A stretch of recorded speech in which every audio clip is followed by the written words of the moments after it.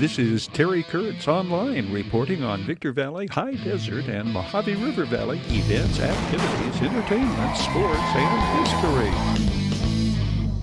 Scorching temperatures are making it more important than ever to protect yourselves and your loved ones, including your pets, from heat-related illness. San Bernardino County Public Health Department offers information for coping with sweltering temperatures and urges residents to heed the following advice. First and foremost, stay hydrated. Drink more water than usual. Don't wait until thirst sets in. Avoid liquids containing high amounts of sugar, caffeine, and alcohol. Stay in air-conditioned surroundings. To offset high costs of air conditioning at home, visit an air-conditioned, cool location, open to the public. Do not rely on a fan as a primary cooling device. Check on at-risk friends, family, and neighbors at least twice a day. Never leave infants or children, elderly passengers, or pets in a parked car, even if the windows are open. Searching for a place to escape the heat? Locally, county and city libraries are among the places offering a cool place to find relief, including county libraries in Adelanto, Apple Valley's Newton T. Bass Library, San Bernardino County Branch Libraries in Hesperia, Phelan, Lucerne Valley, Barstow, and Victorville City Library. Hours and closure dates vary at each location, so call ahead to confirm the current hours of the cooling site you plan to visit.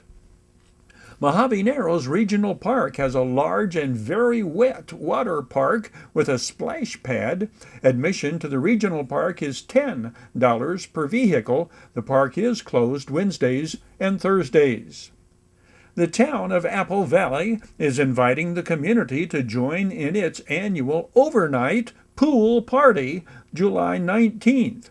The festivities start at 7 o'clock Friday, July 19th, 7 in the evening, and continue through 8 in the morning at the Civic Center Park Aquatics Center on Dale Evans Parkway. A dive-in movie, open swimming, games, contests, and food trucks are planned. Guests can register online at avrecreation.org. If looking for when this heat wave will cool down, one needs binoculars. Figuratively speaking, triple-digit temperatures are forecast for the Victor Valley for at least one more week, and daytime high temperatures will remain over 90 degrees through the next 8 weeks, not to drop below 90 until the second week in September. For the record, we are in the midst of the longest streak of triple-digit temperatures in the Victor Valley. Longest ever, going back to July 2nd. Palm Springs recorded its hottest temperature on any July 8th when the mercury reached 124 degrees. Death Valley, one of the hottest places on Earth, broke its own heat record for the day on Friday, July 5th, with the mercury soaring to 127 degrees. It beats the old mark of 122 last tied in 2013. The hottest temperature ever officially recorded on Earth was 134 in July of that year, 1913, in Death Valley.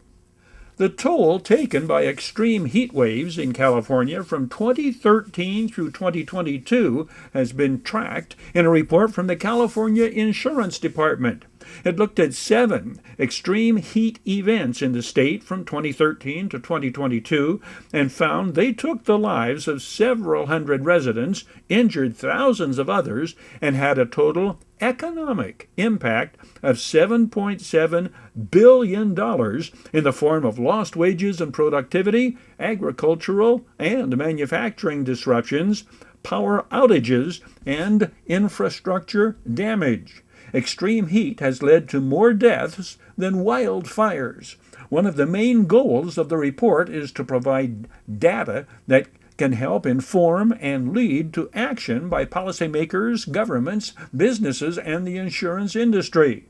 there's little to no insurance coverage available for some effects and costs of extreme heat, such as lost wages for workers, power outages for residents and businesses, and damage to railways. In a development counterproductive to remedying extreme heat issues, Governor Gavin Newsom signed a budget that slashed over $100 million in funding for programs and projects that were to address extreme heat dangers and damages. The cuts affect funding and other help for tribal, local, and regional entities to establish heat action plans, provide shade, expand green spaces, and educate the public about the hazards and dangers of extreme heat. The Bureau of Land Management has elevated its seasonal fire restrictions for public lands managed by the BLM California Desert District.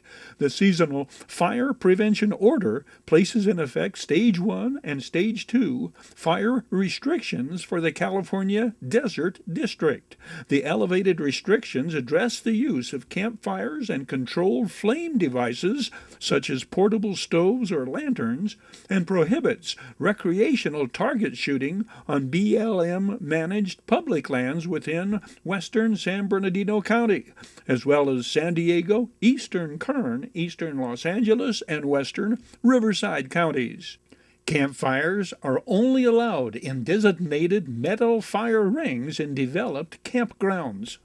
Always have a 5-foot circle cleared around your campfire and have a California campfire permit.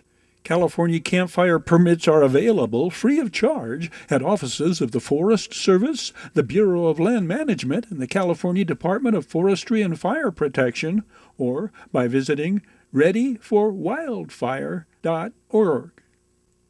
No campfires or recreational target shooting are allowed during any red flag warning or fire weather watch. Violation of this order is punishable by a fine of up to $100,000 or imprisonment of up to 12 months or both. Our desert tortoise is targeted for added protection, and Joshua Tree National Park looks to be expanded, according to the annual report from the Mojave Desert Land Trust. Climate disruption and habitat loss continue to threaten both of the desert's protected species. To save critical desert tortoise habitat, the Land Trust is coordinating a 3-year project to restore one of the most heavily impacted regions for the state's reptiles, which is expected to be uplisted by the state to endangered. There is also a proposal underway to expand Joshua Tree National Park to the east in the Eagle Mountain area by about 17,000 acres. The Land Trust currently manages over 60,000 acres across the California desert. The nonprofit organization reports nearly 2,500 acres of land were transferred to the Bureau of Land Management in the Old Woman Mountains Wilderness Area and Mojave Trails National Monument in 2023. The Land Trust has conserved 120,315 acres of the California desert to date, some of which are conveyed to federal agencies to be incorporated into national parks, monuments, and federal wilderness.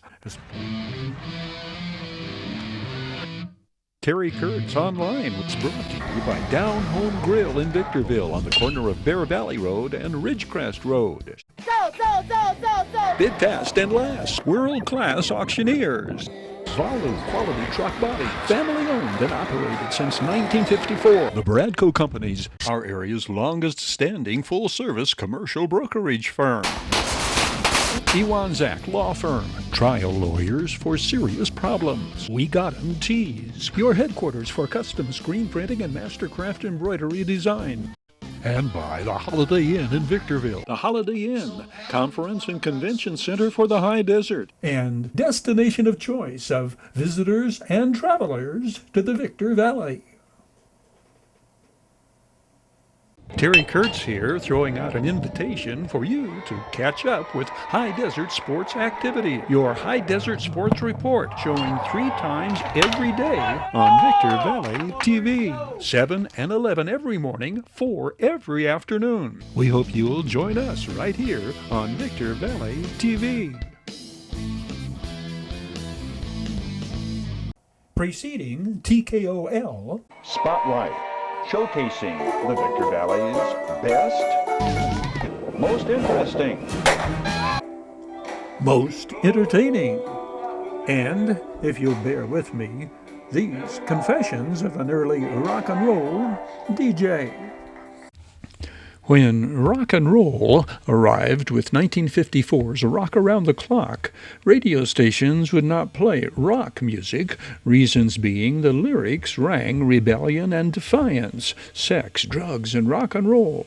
The message was as appalling to the older generation as the music's harder driving beat and louder wailing saxophones and guitars. This dissertation is being made in response to a request from high school students doing a research project on rock and roll on the radio. The student's instructor is the California History Teacher of the Year, who also happens to be my niece. This is mentioned because her dad, my older brother, was very instrumental in influencing my career as a rock and roll disc jockey. I was 10 years old when rock and roll arrived on the radio. The first rock and roll songs I remember hearing were Rock Around the Clock and Elvis's Hound Dog and Heartbreak Hotel. My only reaction was thinking my older sister was kind of silly in idolizing Elvis. My parents' reaction to rock and roll? My dad did not particularly like it. My mom was okay with it, mainly because her daughter and oldest son, my brother, really liked it. Our family went to the home of friends to watch the Ed Sullivan Show on TV in September of 1956 when Elvis first performed. I remember my dad was not too crazy about all the fuss Elvis was creating. Who were my favorite artists early on? Paul Anka, drummer Sandy Nelson, guitarist Duane Eddy. The first 45 I bought was Paul Anka's Lonely Boy in 1959. I learned my rock drumming from Sandy Nelson albums. The first album I bought was a Duane Eddy LP. I began DJing at age 14 in 1960 at a radio station in rural Nebraska, a station whose format was country and western and MOR, middle of the road. A disc jockey back then typically had a nickname and a theme song. My brother suggested I become the Rockin' Rebel Rouser of KBRX radio, and my theme would be the Duane Eddy twangy guitar instrumental, Rebel Rouser. By the early 60s, MOR stations had begun programming pop music in the afternoon to appeal to the younger audience, which had become the majority of record buyers based on sales of 45 records. I got to play mild rock hits on my Top 30 Countdown show, the Top 30 determined by Cashbox magazine. I might have to substitute a more mellow hit if a hard-driving rhythm and blues rock song made the charts, but that never posed a problem for me. I could play Elvis's Hound Dog if I wanted, although the station manager preferred more mellow Elvis oldies. When it came to oldies, though, Jerry Lee Lewis, Chuck Berry, and Little Richard were strictly off limits. I never knew who Alan Freed was, even during my teenage disc jockey tenure. Alan Freed's radio career had ended by 1960. He died in 1964. He had not impacted my radio career personally. I was told of payola when I began radio in 1960, but no mention was made of Alan Freed. I do agree that he helped break down racial barriers in American pop culture in the 1950s by leading white and black youngsters to listen to the same music. I never really learned about Alan Freed until the 1978 movie American Hot Wax told his story. My most confrontational and frustrating situations came while DJing on Apple Valley's KAVR radio in the 1970s. The program director was retired military Air Force who disdained anything rock played on the station's MOR format. He went so far as to disallow anything by Simon and Garfunkel because he thought Garfunkel sounded too much like a vulgar word. When a new album arrived, he would listen to all the songs and he would take an orange crayon and mark through the grooves on any track he did not want played.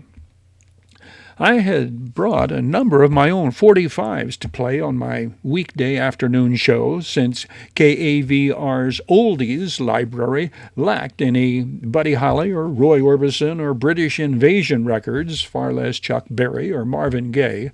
On weekends, if I slipped in That'll Be the Day or Oh Pretty Woman or a Beatles' She Loves You or I Want to Hold Your Hand, I was sure to be reprimanded. To ensure my oldies 45s would not be heard on KAVR, the program director removed them from my personal stack of records and gave them to an Air Force DJ who played music for the base's dances. Well, the program director didn't know I was friends with that DJ, who called to thank me for donating my 45s to him. I immediately retrieved the 45s and took delight in sneaking one or two back into my show, leaving the program director mystified and befuddled as to how I got those classic rock hits back. This was 1971. At the time, Nilsson was coming off his hits, Everybody's Talking, and the number one hit, I Can't Live If Living Is Without You. The eccentric Nilsson released an album entitled Nilsson Schmilsson, which I had been given a couple of promotional copies when I made my regular run down to RCA Victor Records in Los Angeles. When I listened to the Schmilsson LP, the last song on side one caught my attention. You're Breaking My Heart was the title. It became notorious for its opening line, You're breaking my heart, you're tearing it apart, so F you. The F word, the vulgar one, that sounded too much like Garfunkel to our program director. So I left a copy of the LP on the program director's desk with the note, give a listen to Cut 5, Side 1. It summarizes your preference in songs we can play. Back in those days, even AM top 40 stations shied away from anything too hard because their sponsors did not want listeners hearing anything offensive.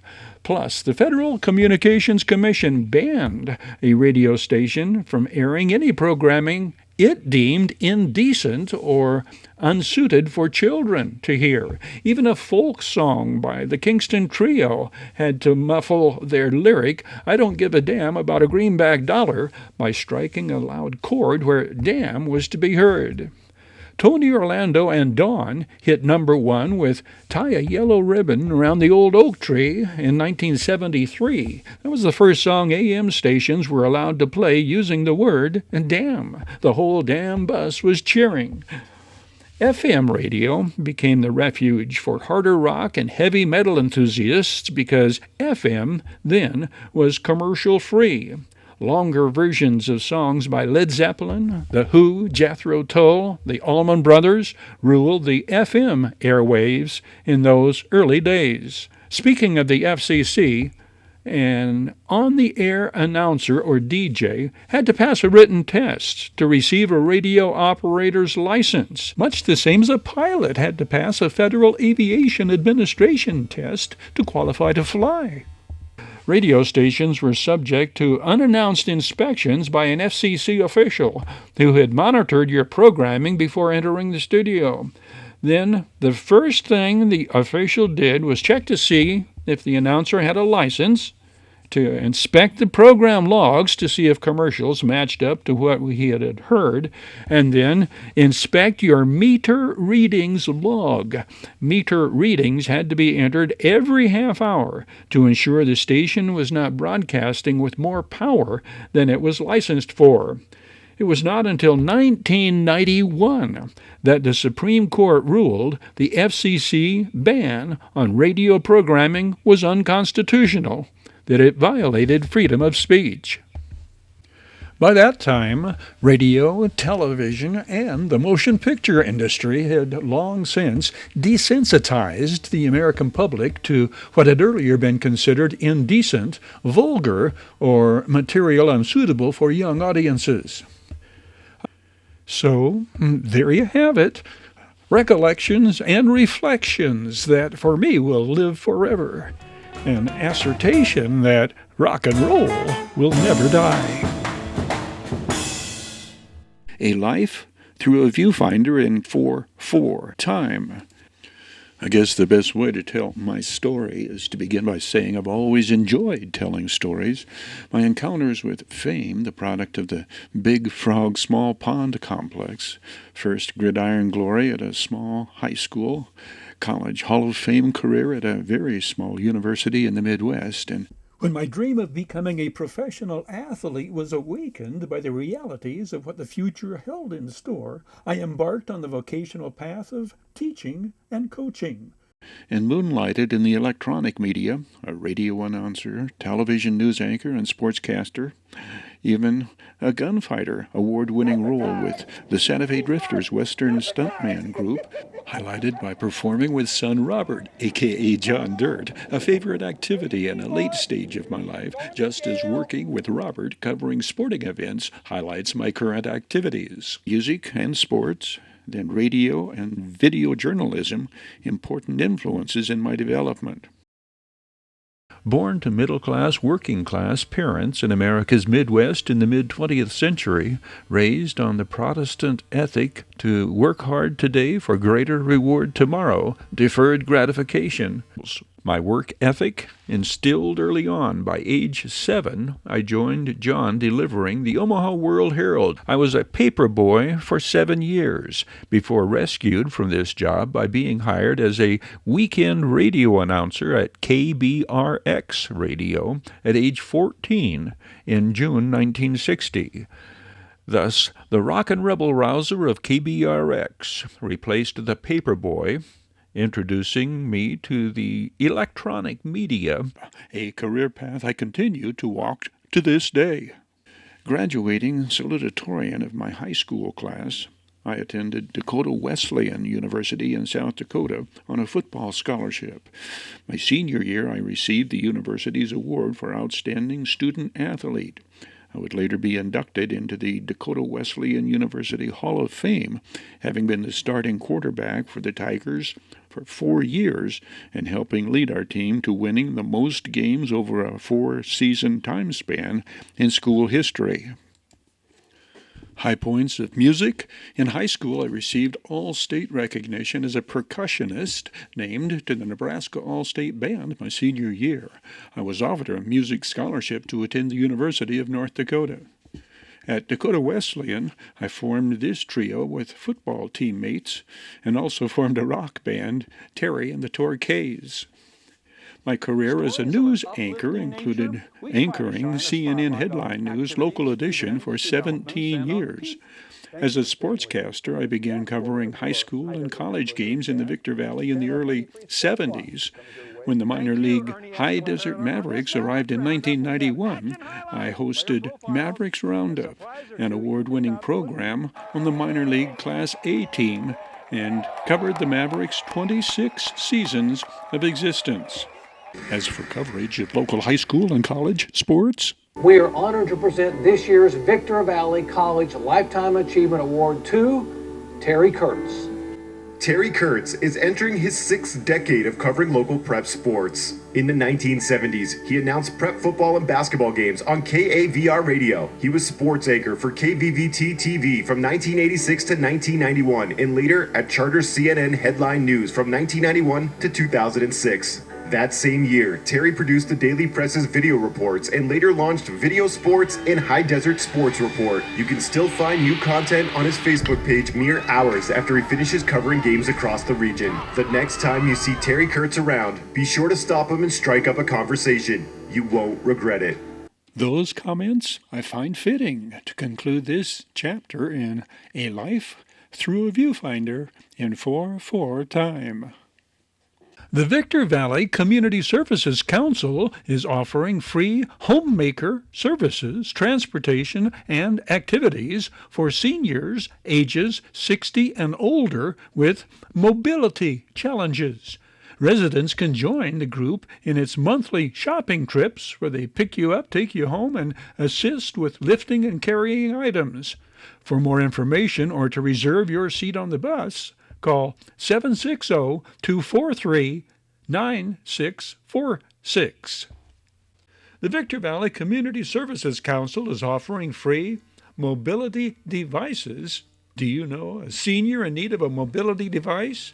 The Victor Valley Community Services Council provides free wheelchairs, walkers, bedside commodes, canes, and more to those who qualify. The agency recently received a generous donation of wheelchairs from High Desert Second Chance. For more information, please call 760-243-9646. A new website has been launched for First District news, events, and resources. The homepage is said to have everything a viewer needs at a glance, including a First District calendar, board meeting calendar and agendas, and contact information. The resources page shows tabs for helpful services, district activities, local chambers of commerce, and economic development links. The website is Americans with Disabilities Act compliant. One of the county's latest campaigns is Opportunity Lives, Works, and Plays Here. This partnership between the Economic and Workforce Development Departments aims to assist businesses and nonprofits with hiring, relocating, and/or expansion free of charge. They also have an on-the-job training program that reimburses businesses with 50% of a new hire's hourly wage and training expenses for up to 3 months.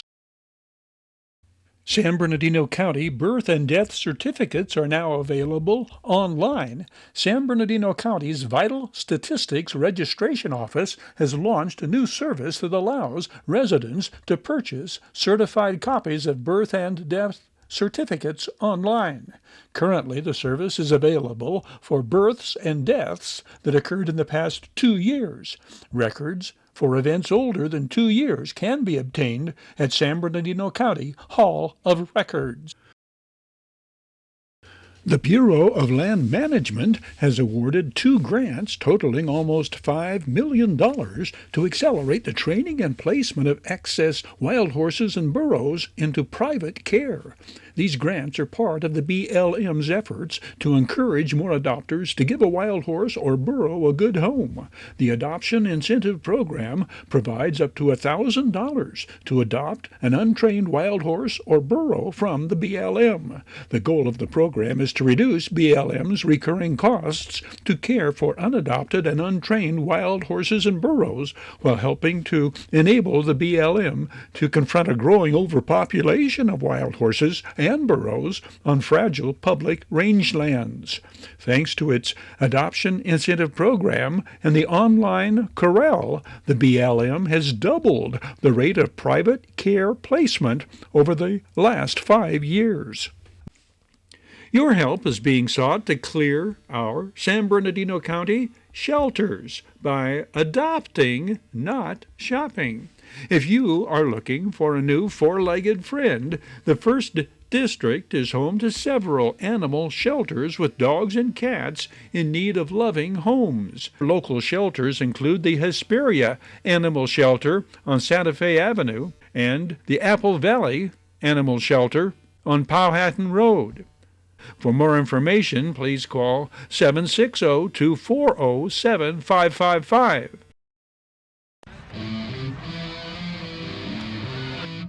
Terry Kurtz Online was brought to you by Down Home Grill in Victorville on the corner of Bear Valley Road and Ridgecrest Road. So. Bid fast and last. World-class auctioneers. Zolu Quality Truck Body. Family owned and operated since 1954. The Bradco Companies, our area's longest-standing full-service commercial brokerage firm. Iwanzak Law Firm, trial lawyers for serious problems. We Got 'em Tees, your headquarters for custom screen printing and mastercraft embroidery design. And by the Holiday Inn in Victorville. The Holiday Inn, conference and convention center for the high desert. And destination of choice of visitors and travelers to the Victor Valley.